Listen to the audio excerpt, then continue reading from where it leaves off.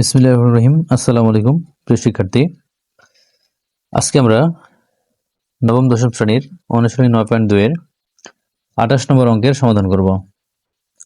তো দেখো, এটা একটি সৃজনশীল প্রশ্ন। এখানে দেওয়া আছে ত্রিভুজ এবিসি এর কোণ বি সমান 90 ডিগ্রি এবং এবি সমান 5 সেন্টিমিটার, বিসি সমান 12 সেন্টিমিটার। তাহলে ক নম্বর এসি এর দৈর্ঘ্য নির্ণয় করো। খ নম্বর কোণ সি সমান থিটা হলে sine theta plus cos theta এর মান নির্ণয় করো। গ নম্বর উদ্দীপকের আলোকে দেখাও যে sec square theta sec square A plus cosec square A সমান sec square A into cosec square A. তো আমরা প্রথমে ক নাম্বার দিয়ে শুরু করবো। দেখো, এখানে আমাদের উদ্দীপক থেকে এখানে সমাধান দেখো দেওয়া আছে যে এবিসি ত্রিভুজ এবিসি এর কোণ বি সমান 90 ডিগ্রি। তাহলে আমরা এখানে সমকোণী একটি ত্রিভুজ এখানে আমরা দেখাবো। দেখো, এখানে সমকোণী ত্রিভুজ এবিসি, এখানে আমরা যেহেতু বলা আছে যে কোণ বি সমান 90 ডিগ্রি, তাহলে এখানে আমরা বি দিব। তো আমরা এখানে এ এবং এখানে সি দিলাম। তাহলে এবিসি এর কোণ বি সমান 90 ডিগ্রি, এবি সমান 5 সেন্টিমিটার। তাহলে এবি এটা হচ্ছে 5 সেন্টিমিটার, আর বিসি সমান এটা হচ্ছে 12 সেন্টিমিটার। তাহলে আমাদের এখন ক নম্বরে বের করতে হবে এসি এর দৈর্ঘ্য নির্ণয় করতে হবে। তাহলে আমরা জানি সমকোণী ত্রিভুজের ক্ষেত্রে আমরা পিথাগোরাসের উপপাদ্য প্রয়োগ করে আমরা এখান থেকে অতিভুজের মান বের করতে পারি। তো দেখো, আমরা জানি এখানে দেখো আমরা লিখে নিব যে এবি সমান 5 সেন্টিমিটার, বিসি সমান 12 সেন্টিমিটার। আমরা এটা ক নম্বর অঙ্ক করতেছি, সমাধান ক। তাহলে এখানে দেখো এবি হচ্ছে লম্ব এবং বিসি ভূমি, আর এসি হচ্ছে অতিভুজ। তো আমরা পিথাগোরাসের সূত্র থেকে জানি যে অতিভুজ স্কয়ার সমান লম্ব স্কয়ার প্লাস ভূমি স্কয়ার।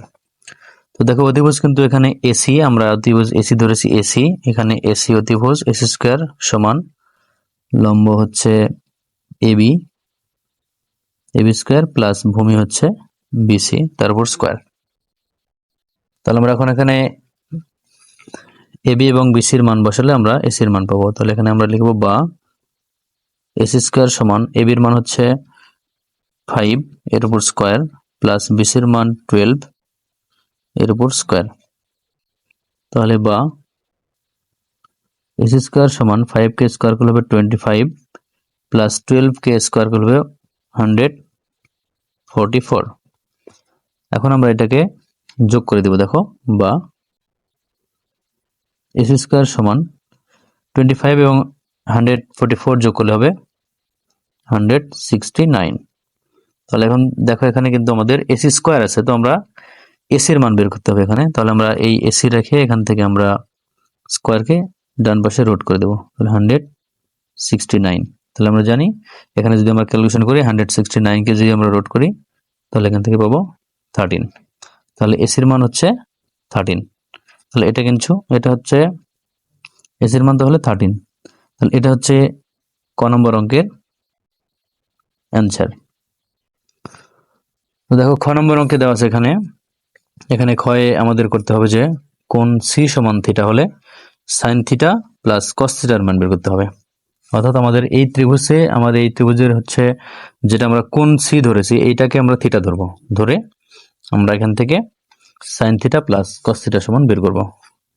তা আমরা এই চিত্রের সাহায্য করব। আমরা কিন্তু ক নম্বর থেকে এখানে এই ত্রিভুজের এই বাহু আমরা 13 সেন্টিমিটার এটা পেয়েছি 13 সেন্টিমিটার। তাহলে এখন আমরা এখানে দেখো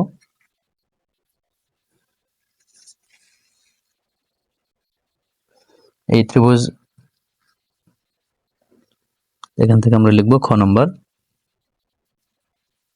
তাহলে খ নম্বরে আছে, দেখো এখান থেকে আমরা ত্রিভুজটা এখানে আবার সুবিধার জন্য দাগিয়ে নিচ্ছি। এখানে হচ্ছে আমাদের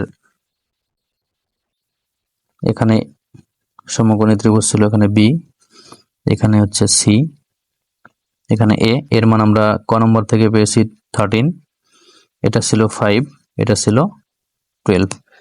তো আমরা এখন এই চিত্রের সাহায্যে কিন্তু খ নম্বর অঙ্কর সমাধান করব। তাহলে দেখো আমরা এখানে খ নম্বর অঙ্কে কিন্তু বলা আছে যে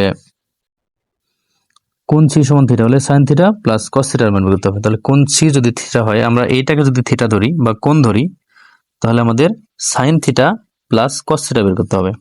তো আমরা জানি যে সূত্র সাইন থিটা সমান লম্ব ভাগ অতিভুজ, এবং এখানে আমরা জানি সাইন থিটা সমান, দেখো এখানে সাইন থিটা সমান হচ্ছে লম্ব ভাগ অতিভুজ, এবং কস থিটা সমান এটা হচ্ছে ভূমি ভাগ অতিভুজ।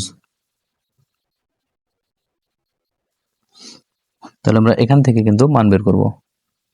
তাহলে আমরা কিন্তু এই কোণ সি কে থিটা ধরেছি, অর্থাৎ থিটাকে কোণ ধরলে এখানে কিন্তু এই বিসি হবে ভূমি আর এবি হবে লম্ব এবং এসি অতিভুজ। তাহলে আমরা দেখো এখান থেকে লিখবো, দেখো সাইন থিটা সমান লম্ব ভাগ অতিভুজ। তাহলে এখানে লিখবো সাইন থিটা সমান লম্ব হচ্ছে লম্ব এবি এবং অতিভুজ হচ্ছে এসি। তাহলে এখানে এবির মান হচ্ছে 5, এসির মান 13। এরপর আমরা এখানে লিখবো কস থিটা সমান, তাহলে এটা সমান কিন্তু কস থিটা সমান ভূমি ভাগ অতিভুজ। তাহলে এই ত্রিভুজের ভূমি হচ্ছে বিসি এবং অতিভুজ এসি। তাহলে এখানে হবে বিসি ডিভাইডেড এসি। তাহলে বিসির মান, এখানে বিসির মান 12 এবং এসির মান 13। তো আমরা এখন এখানে দেখো এখানে sine theta plus cos theta বের করব। তাহলে এখানে সুতরাং sine theta plus cos theta সমান, তাহলে সাইন থিটার মান হচ্ছে 5 ডিভাইডেড 13 প্লাস কস থিটার মান হচ্ছে 12 ডিভাইডেড 13। তাহলে এখন আমরা এখানে দেখো লসাগু করব, 13 লসাগু।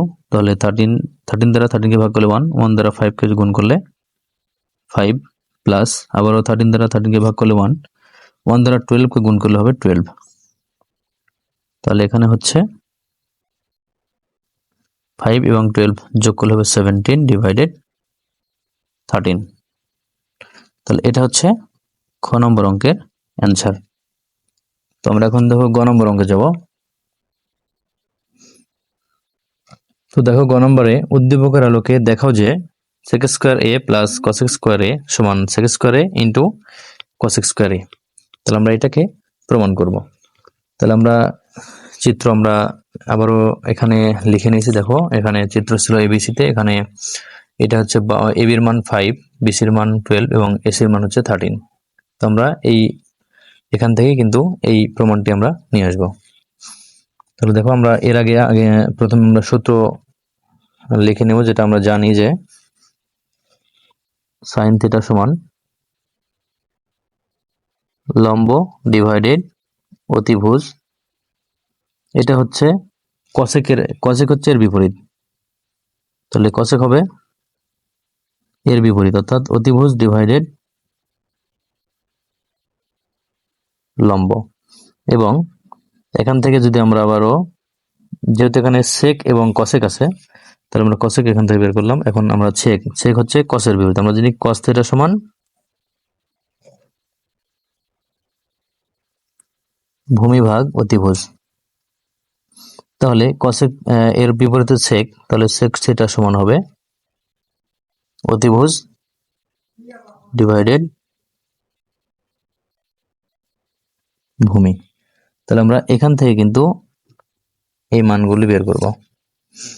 তাহলে দেখো এখানে কিন্তু আছে লেফট হ্যান্ড সাইড, আমরা এখান থেকে নিব, যে লেফট হ্যান্ড সাইড লিখে নিব সমান sec square a plus cosec square a। তাহলে আমরা এখানে আরেকটা জিনিস বুঝতে হবে যে আমাদের এখানে কিন্তু a আমাদের কোণ ধরা আছে, অর্থাৎ sec square a plus cosec square a বলা আছে। তাহলে আমাদের a কোণ ধরতে হবে। তাহলে a যদি আমরা কোণ ধরি, সেক্ষেত্রে আমাদের লম্ব হবে বিসি এবং ভূমি হবে এবি। তাহলে আমরা এই বিসি কে লম্ব এবং এবি কে ভূমি ধরে আমরা এখানে সেক সমান, আমরা জানি যে সেক সমান কি, আমরা এটা কস থেকে পেয়েছি।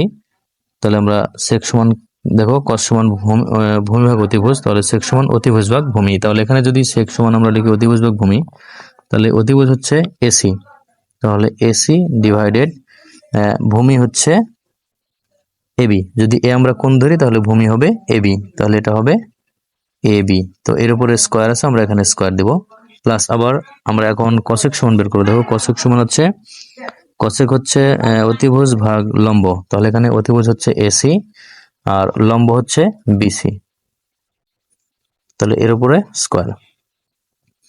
তো দেখো এসির মান, আমরা এসি এবি এবং বিসির মান এখানে বসাবো। এসির মান হচ্ছে 13 এবং এবির মান হচ্ছে 5, এর উপর স্কোয়ার, প্লাস আবারও এসির মান 13, আবার বিসির মান 12, এর উপর স্কোয়ার।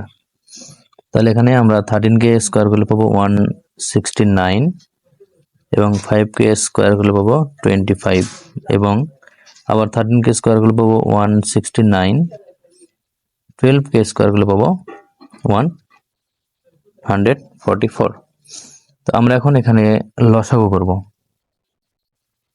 তাহলে লসাগু কিন্তু এখানে 144 এবং 25 এর মধ্যে কিন্তু কোনো সাধারণ উৎপাদক না থাকার কারণে আমাদের এই দুইটার গুণফলই হচ্ছে আমাদের লসাগু হবে। তাহলে এখানে আমাদের গুণফল হচ্ছে 144, অর্থাৎ 144 এবং 25 এর গুণফল হচ্ছে 3600, এটা হচ্ছে 3600। তাহলে আমরা এখন এখান থেকে 25 কে 3600 কে আমরা 25 দ্বারা ভাগ দিব এবং সেই ভাগফলকে আমরা 169 দ্বারা গুণ করব। তাহলে আমরা এখানে দেখো কত পাবো, এটা হচ্ছে আসতেছে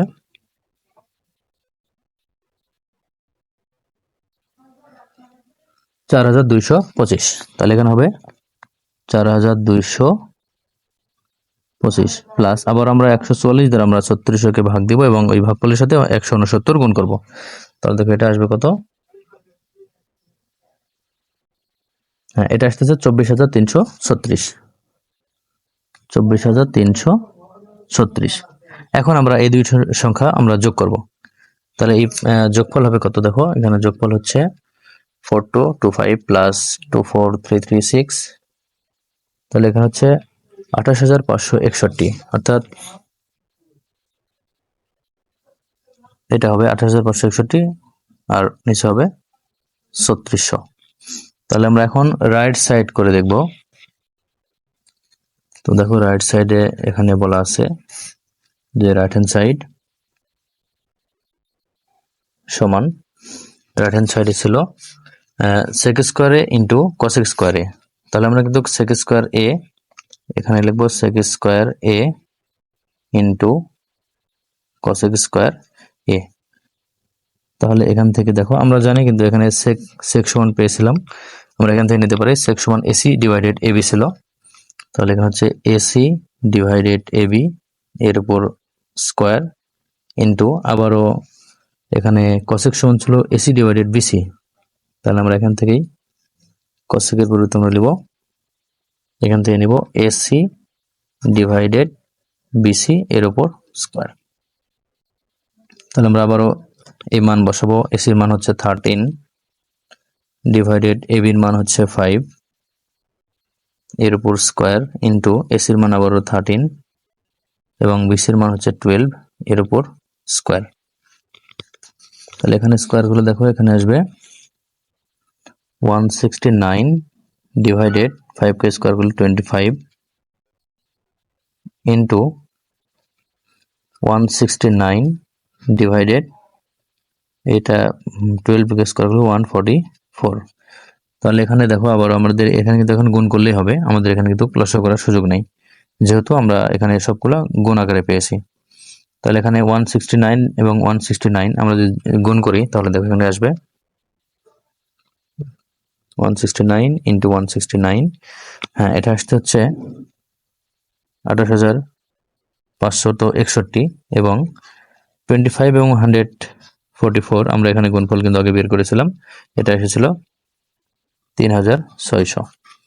তাহলে দেখো আমাদের কিন্তু লেফট সাইড, এখানে লেফট সাইডের অ্যান্সার এসেছিল 28,561 ডিভাইডেড 3,600 এবং রাইট সাইডেরও অ্যান্সার সেটা এসেছে দেখো 28,561 ভাগ 3,600। তাহলে কিন্তু আমাদের এটা প্রমাণ হয়ে গেল। তাহলে এটা হচ্ছে কি, সুতরাং left hand side equal right hand side. এটা দেখানো হলো, আমাদের লিখতে হবে যেহেতু দেখাতে বলা আছে, দেখানো হলো। এখানে লেফট হ্যান্ড সাইড আমরা লিখলাম left hand side equal right hand side দেখানো হলো।